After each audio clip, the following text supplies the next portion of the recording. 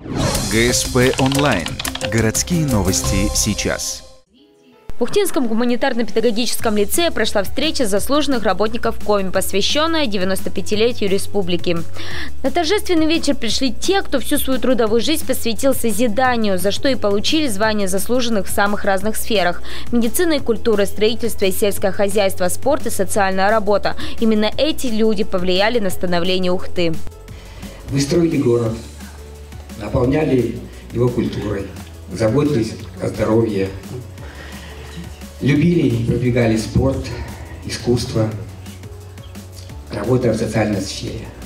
Вы работали, не покладая рук, изо всех своих сил, отдавая всю любовь нашему городу. От всей души. В этот вечер в их адрес звучали только добрые слова и пожелания, но часто этого недостаточно.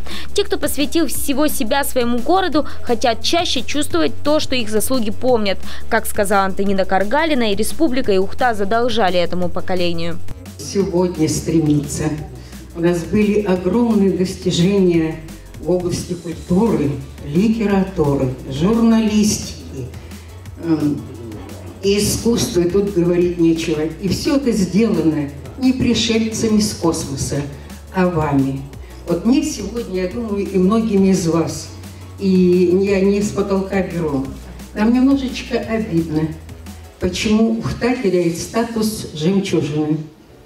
Вероятно, в чем-то Антонина Каргалина права. За строительством нового мы часто забываем про основы и не бережем их. Возможно, это посыл каждому предприятию. Вспомнить о своих ветеранах – это раз. И стараться быть лучше ради той самой жемчужины Севера – это два. Ну а что насчет сферы культуры? Ухтинские артисты по-прежнему занимают призовые места во всевозможных конкурсах и радуют публику своим талантом, что они продемонстрировали на этом вечере.